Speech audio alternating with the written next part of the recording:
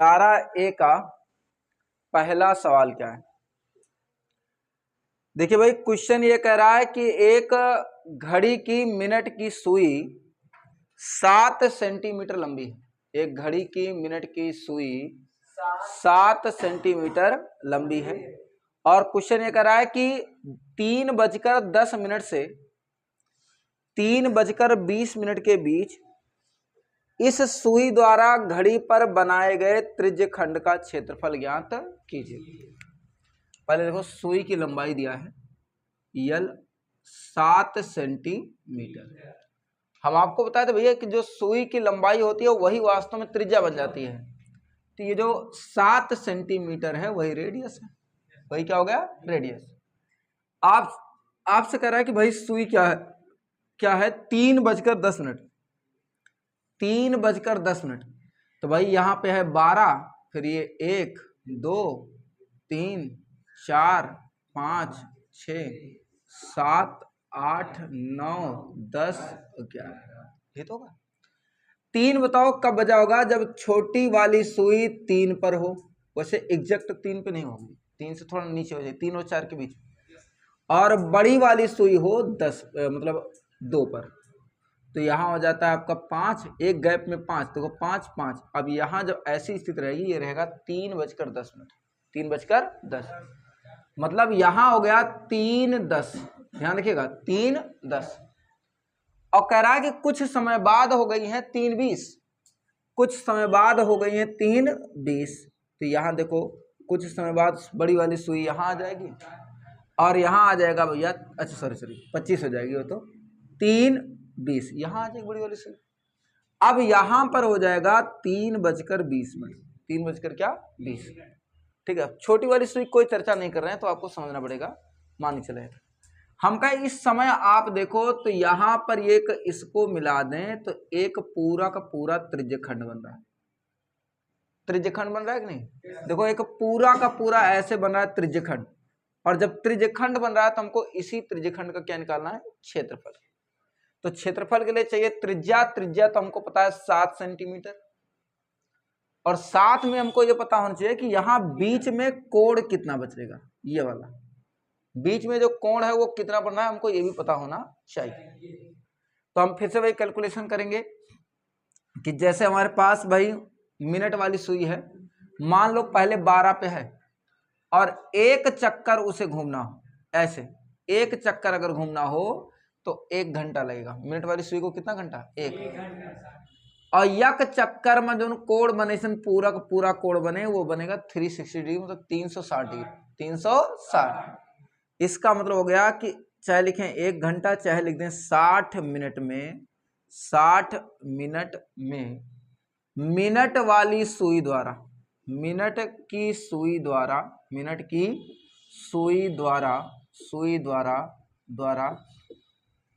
केंद्र पर आंतरित कोण, आंतरित वो भी क्या कोण, आंतरित क्या कोण। भाई 60 मिनट में मिनट की सुई द्वारा केंद्र पर आंतरित कोण, ये एक चक्कर लगा ले और एक चक्कर में कोण बनेगा 360 डिग्री, 360 डिग्री। 300 कितना? 60। ये तो हो जाएगा 360 डिग्री। हम कभी बिल्कुल सही है। अगर 60 मिनट में सुई द्वारा बनाया गया कोण 360 है, 360 डिग्री, तो आप बताओ कि 3:10 से 3:20 जाने में कितना समय लगेगा? 10 मिनट का। कितना समय लगेगा? 10। अरे भाई, मिनट वाली सुई पहले यहाँ है, उसको यहां तक पहुंचने में 10 मिनट का समय लग जाएगा। कितना मिनट? 10। हमें 10 मिनट में कोण निकालना है सीधे सीधे। तो हम कहेंगे अगर 60 मिनट में 360, तो 10 मिनट में कितना आएगा जी? 10 मिनट में मिनट की सुई द्वारा केंद्र पर आंतरित कोण 360/6। 360/6। अरे भाई, 60 को 10 बनाने के लिए 6 से भाग करना पड़ेगा, तो इधर जो कोण है उसको भी 6 से क्या करना पड़ेगा? भाग। तो यहाँ आ जाएगा 6×6 36, 60 आ जाएगा। तो जो बना कोण है वो इस बार हो गया 60 डिग्री। बना कोण क्या हो जाएगा? 60। बात समझे? जो बना कोण है वो कितना है? 60 डिग्री। हम कह रहे हैं ये जो कोण है ये है थीटा। थीटा बराबर कितना हो गया? 60 डिग्री। इसका मतलब हो गया कि यहाँ पर जो थीटा का मान है वो 60 डिग्री। आपको बताओ क्या ये बात समझ में आई है? 60 डिग्री हम कहे ठीक है। अब आप देखो ध्यान से, ये त्रिज्यखंड बन रहा है और इसी का हमें निकालना है क्षेत्रफल। त्रिज्यखंड बन रहा है और इसी का हमें निकालना है क्षेत्रफल। तो लिखेंगे बने त्रिज्यखंड का, बने त्रिज्यखंड का क्या निकालना है हमको, क्षेत्रफल। बने त्रिज्यखंड का क्षेत्रफल। अब होगा क्या, ये हो जाएगा थीटा बटे 360 गुणे में होता है पाई आर स्क्वायर। थीटा बटे 360 गुणे में पाई आर स्क्वायर, पता यही तो होगा। अगर हम चाहे तो थीटा का मान क्या रख सकते हैं, 60 डिग्री। थीटा का मान 60, तो मान रखेंगे तो 60 बटे 360 गुणे में पाई का मान रख देते हैं 22 बटे 7। भाई पाई का मान कितना होगा, पाई का मान होगा 22 बटे कितना 7। आर का मान देखो 7, आर का मान कितना है 7, आर स्क्वायर कर देंगे हम लोग। जब इसका मान निकालेंगे इसका, तो आप देखो 7 से 7 स्क्वायर क्या हो गया, कैंसिल। अब यहाँ पे 6 0 0 अच्छा 36, यहाँ आ गया 1 बटे 6, यहाँ हो गया 22 और इंटू बचा 7, 2 3 6 और यहाँ आ जाएगा 2 कन्ने 2 2 कन्ने 2, 11 सते 77, 77 बटे 3 हो सकता है, ये उत्तर है। और नहीं तो भाग क्या होगा, 3 दूनी 6, 1 बचा 17, 3 बचे 15, फिर 2 बचा तुम्हारा, तो 3 छक 18, 3 छक 18 और ये हो जाएगा सेंटीमीटर स्क्वायर। तो जो ये त्रिज्यखंड बन रहा है इसका क्षेत्रफल आएगा तुम्हारा 25.66 सेंटीमीटर स्क्वायर। अब तो क्या ये बात आपको समझ में आई है कि नहीं आई है? कोई दिक्कत? नोट कीजिए। चलिए भाई हम लोग क्वेश्चन नंबर 3 का पहला देखते हैं। देखिए तीसरे का पहला ये कह रहा है कि एक वृत्ताकार पहिया जब लुढ़काया जाता है तो एक चक्कर में 5.5 मीटर आगे बढ़ जाता है, उसका क्षेत्रफल ज्ञात कीजिए। मतलब पहिए का क्षेत्रफल ज्ञात करना है, ठीक है ना। और कह रहा है कि वो बढ़ रहा है 5.5 मीटर, 5 मीटर। अब ध्यान सुनो, जैसे मान लो ये हमारे पास पहिया है, ये पहिया ठीक, और उसे एक चक्कर लुढ़काया जाता है। तो पहिए को जब हम लोग लुढ़काएंगे तो ये पहिया जो है ऐसे घूमना शुरू करेगा ऐसे, ठीक है, इसी पर बढ़ेगा आगे। और जब ये वापस घूमकर एक भाग आ जाएगा, वापस घूमकर, मान लो वो घूमा एक बार और वापस घूमकर, महीने बना लीजिएगा, वापस घूमकर यहाँ पे आ जाएगा, यहाँ पर आ जाएगा, तो उसे कहेंगे एक बार चक्कर लगाया है, एक बार लुढ़का गया है। समझे? मतलब क्या हुआ कि ये पहिया ऐसा है और इसको जब हम लोग घुमाएंगे और ये वाला भाग पहले क्या होगा, घुमाएंगे हम लोग तो ऐसे घूमेगा और घूमते हुए जब तक यहाँ आएगा तब तक यहाँ आ जाएगा। जब ये वापस घूमकर यहाँ आएगा तो मान ले रहे हैं उस क्षण ये यहाँ से यहाँ पहुंच चुका होगा। तो आप देखोगे ऐसी स्थिति में कि कह रहा है कि वो 5.5 मीटर आगे बढ़ता है। जो पहिया है वो कह रहा है कि 5.5 मीटर क्या होता है, आगे बढ़ता है। जहां था वो वहां से 5.5 मीटर आगे बढ़ता है। हम कभी ठीक है 5.5 मीटर आगे बढ़ा। अब हुआ ये कि यहां से यहां तक आने में उसे लग गए हैं 5.5 मीटर। और ध्यान सुनो, जब वो घुमाएंगे तो ये वाला जो भाग होगा, ये वाला भाग, इतना जो लंबाई होगा वो इस तय किए गए लंबाई के क्या होगा, बराबर। इस तय किए गए लंबाई के बराबर। मतलब जो एक चक्कर हम लोग घुमाएंगे तो ये जो परिधि आएगी वो तय किए गए लंबाई क्या होगा, बराबर। तय किए गए लंबाई के क्या होगा, बराबर। मतलब मेरा ये था कि वृत्त की जो परिधि है या पहिए की परिधि, पहिए की जो परिधि आएगी वो वास्तव में एक चक्कर में तय की गई दूरी के बराबर होगा। तय की गई क्षैतिज लिख रहे हैं, क्षैतिज दूरी के बराबर होगा। क्षैतिज दूरी के क्या होगा, बराबर लगा हुआ है। हम कह रहे हैं भैया पहिए की परिधि होती है 2 पाई r, और क्षैतिज दूरी देखो यहां से लेकर यहां तक यही है क्षैतिज दूरी, और ये दूरी है 5.5 मीटर। तो ये हो जाएगा बराबर में 5.5 कितना 5। आप बताओ पाई का मान 22/7, पाई का मान कितना होगा 22/7। अगर इसका मान यहां रख दें तो 2 गुणे पाई, पाई का मान है 22/7 इंटू में आर ही तो निकालना है, आर ही क्या करना है निकालना है, बराबर हो गया 5.5। हम कब ये ठीक है 7 भाग में है, इधर आएगा तो गुणे में, और ये दोनों चीज गुणे में है, इधर आएगा तो भाग। तो r बराबर हो जाएगा 5.5 गुणे 7/2 गुणे 22, 2 गुणे क्या 22। अब देखो दशमलव हटाएंगे तो यहाँ 0 बढ़ा देंगे, 10 हटाएंगे 0 बढ़ा देंगे। हम कब ये ठीक है 11×5 = 55, 11 दूना 22 हो गया, 5 करने 5 और 5 20। अब यहाँ आ गया r बराबर 7/4 और 2 का गुणा 4 दूनी 8, ये इतना आ गया मीटर। इतना क्या आ गया मीटर, त्रिज्या आ गया इतना मीटर। अब आपसे क्वेश्चन ये कह रहा है कि भाई इस वृत्त का क्षेत्रफल या पहिए का क्या पूछा है क्षेत्रफल। अब तो त्रिज्या हमको मिल गई, पहिए का क्षेत्रफल का मतलब हो गया इस पूरे पहिए का क्षेत्रफल लेना है पूरा का पूरा।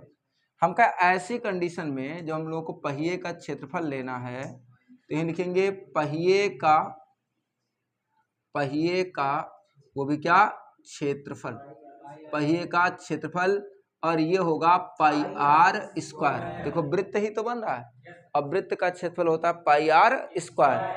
आप देखो पाई का मान होता है 22/7, यहाँ लिखे हैं पाई का मान होता है 22/7, तो यहाँ पे लिखेंगे पाई 22/7, r स्क्वायर 7/8, r स्क्वायर 7/8 इसका होल स्क्वायर, तो यहाँ आ गया जी 22/7 गुणे में 7 गुणे 7/8 × 64, 7 से 7 क्या हो गया कैंसिल।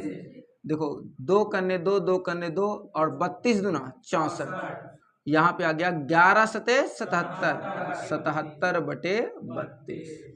भाग तो कर ही लेंगे आप लोग, हो सकता है उत्तर आ जाए। आप बताओ समझ में आया है आप लोगों को। हमेशा याद रखिएगा आप कि पहिए की जो परिधि होगी वो एक चक्कर में, यहाँ एक लिख लीजिएगा, एक चक्कर में तय की गई क्षैतिज दूरी के क्या होगा बराबर। नोट। चलिए देखते हैं क्वेश्चन नंबर 6 पहले देख लेते हैं। कह रहा है कि चित्र में वृत्त जो है O, R के लघु चाप PQ की अंश माप 100 डिग्री है। अब ये कह रहा है कि दीर्घ चाप का जो मान है वो रेडियन में ज्ञात कीजिए। दीर्घ चाप का मान जो है रेडियन में ज्ञात कीजिए। कह रहा है कि एक वृत्त है, ऐसा वृत्त जिसका केंद्र O है और त्रिज्या जो है R है। खुद ही कहा है कि भाई केंद्र O है, त्रिज्या जो है R, और यहां पर जो बना कोण है, वो 100 डिग्री है। यहां पर बना कोण कितना है 100 डिग्री। अब आपसे कह रहा है कि ये P है और ये Q है। अब आपसे कह रहा है दीर्घ चाप का मान, दीर्घ मतलब बड़ा वाला, चाप मतलब लंबाई, तो आपको चाप की लंबाई निकालनी है, इस बड़े वाले चाप की लंबाई, तो आपको हम इसका फार्मूला बताए थे उस दिन, याद हो तो, कि दीर्घ चाप या चाप की अगर हमें निकालना हो लंबाई, दीर्घ चाप की क्या लंबाई, तो देखो ध्यान सुनो, अगर हम लोग कुल परिधि लेंगे तो बताए थे हम आपको 2πr, कुल परिधि में से इस छोटे वाले चाप की लंबाई घटा दो। भाई कुल परिधि का मतलब हो गया कि यहां से चलो पूरी लंबाई, उसमें से ये लंबाई आपको नहीं लेनी है छोटी वाली, तो इसकी लंबाई घटा दो, और छोटे वाले की लंबाई हम आपको बताए थे θ/180 गुणे में पाई r, θ/180 गुणे में पाई r। तो आप देखो ये थीटा, तो ये थीटा का मान है आपका 100, त्रिज्या r का है तो r को कुछ करना ही नहीं है, पाई को पाई रहने दो, तो जहां जहां थीटा दिखे वहीं पे केवल 100 रख देते हैं हम लोग, तो यहां आ जाएगा जी 2πr माइनस थीटा का मान 100 और बटे में 180 इंटू में पाई r।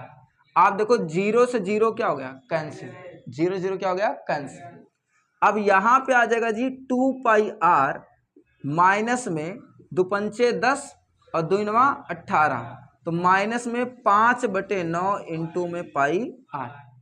लॉजिक की बात है, सबका हर बराबर करेंगे भाई। 9 दूनी 18, 9 दूनी 18, यहाँ पे आ गया 18πr माइनस 5πr, 5πr। अब पूरे एक बटे में आ गया है आपका 9 भाई। 9 दूनी कितना हो जाएगा 18, 18πr माइनस 5πr बटे में कितना 9, 18 माइनस 5 करेंगे तो आ जाएगा 13πr बटे में 9, 13πr बटे में 9। यही आपका क्या हो जाएगा आंसर, क्योंकि ना तो वो r का मान दिया है ना पाई का मान दिया है, इसलिए यही आपका हो जाएगा आंसर। पहले तो क्या ये बात आप लोगों को समझ में आई? चलिए भाई देखते हैं। अब हम लोगों को समझना है कि समद्विबाहु त्रिभुज का क्षेत्रफल क्या होता है, कैसे होता है, कैसे नहीं, इसको निकाल। देखो अभी हम लोग ज्यामिति नहीं पढ़ रहे हैं। ज्यामिति का मतलब होता है रेखागणित, हम लोग ज्योमेट्री जो है नहीं पढ़ रहे हैं। नहीं तो हम आपको बताते हैं कि समद्विबाहु त्रिभुज का क्षेत्रफल निकलता कैसे है। तो अभी हम लोगों को जितना जरूरत है केवल हम उतना पढ़े। पहली बात तो याद रखना है कि समद्विबाहु त्रिभुज कहते किसे, समद्विबाहु त्रिभुज कहते किसे। देखो सम मतलब होता है बराबर, द्विबाहु मतलब जिसकी दो भुजा बराबर हो। ऐसा त्रिभुज जिसकी दो भुजाएं बराबर हो, जिसकी दो भुजाएं क्या हो बराबर हो, दो भुजाएं बराबर हो, उसी को कहते हैं समद्विबाहु त्रिभुज। अगर दो भुजा बराबर है तो ध्यान रखना है कि दो कोण भी क्या होने चाहिए बराबर। अगर दो भुजा बराबर है तो दो कोण भी क्या होंगे बराबर। अब समझते हैं कैसे। जैसे हमारे पास एक ट्रायंगल है, ये ट्रायंगल हमारे पास ऐसे, और हम कह रहे हैं कि ये ट्रायंगल है ए बी और सी, और हम ये कह रहे हैं कि ये जो भुजा ए बी है, भुजा जो ए बी है वास्तव में ए सी के बराबर है। भुजा ए बी जो है भुजा ए सी के क्या बराबर। अब बताओ क्या ये त्रिभुज समद्विबाहु त्रिभुज है कि नहीं है? भाई भुजा ए बी जो है वो भुजा ए सी के क्या है बराबर। तो क्या ये त्रिभुज समद्विबाहु त्रिभुज है कि नहीं? बिल्कुल है। हम कहें जब ये समद्विबाहु त्रिभुज है तो जो कोण यहां बनेगा वही कोण आपका यहां बनेगा, जो कोण यहां वही कोण यहां। समझ में? समद्विबाहु होता है तो जो कोण यहां बनता है वही कोण यहां, वही कोण यहां बनेगा। पहले तो समद्विबाहु त्रिभुज इसलिए है क्योंकि इसकी दो भुजाएं आपस में क्या है बराबर। एक हो गया ए बी और दूसरा हो गया ए सी, तो ए बी बराबर है ए सी की, और इसके दो कोण भी बराबर है। ये जो बराबर वाला एंगल बनाए हैं तो ये दोनों कोण भी आपस में क्या होंगे बराबर। जितना कोण यहाँ उतना कोण यहाँ, जो कोण है आपस में बराबर है, जितना कोण यहाँ उतना कोण यहाँ। हम कहें अगर यह ऐसी स्थिति में मान लें कि यहाँ पर बना कोण थीटा, यहाँ पर बना कोण थीटा। अच्छा एक बात और समझो कि एंगल बी मतलब बी पर बना कोण वास्तव में सी पर बने कोण के क्या है बराबर। Angle B is equal to angle C. अब अगर कहें कि यहाँ बीच में बना कोण, ध्यान रखिएगा बीच में बना कोण मतलब हो गया कि जो दो बराबर भुजाएं हैं उनके बीच में बना कोण, उनके बीच में बना कोण वो कितना है थीटा। तो अब ऐसी स्थिति में अगर हमको निकालना हो area of triangle A B C, हमें इस त्रिभुज ए आर का मतलब होता है एरिया क्षेत्रफल, ट्रायंगल इसका मतलब समझते हैं त्रिभुज ए बी सी, त्रिभुज ए बी सी का क्षेत्रफल, ए बी और सी का क्या निकालना है क्षेत्रफल। अगर इसका क्षेत्रफल निकालना है तो होगा 1/2। ध्यान सुनो, अगर इसकी लंबाई मान लो हम मान रहे हैं r, इसकी भी लंबाई क्या मान ले रहे हैं r, भुजा की लंबाई r है, तो 1/2 r square sine theta, 1/2 r square sine theta. याद रहेगा आपको? ध्यान रहे कि थीटा जो है वो दो बराबर भुजाओं के बीच का कोण है, दो समान भुजाओं के बीच का क्या है कोण। ऐसी स्थिति में हो जाएगा 1/2 r स्क्वायर साइन थीटा। आपको केवल और केवल फार्मूला याद रखना है, 1/2 R square sine theta. Any doubt? अगर हमारे पास कोई समद्विबाहु त्रिभुज है तो उसका क्षेत्रफल होगा 1/2 आर स्क्वायर साइन थीटा। याद रहेगा, 1/2 R square sine theta. Note कर लीजिए इसको।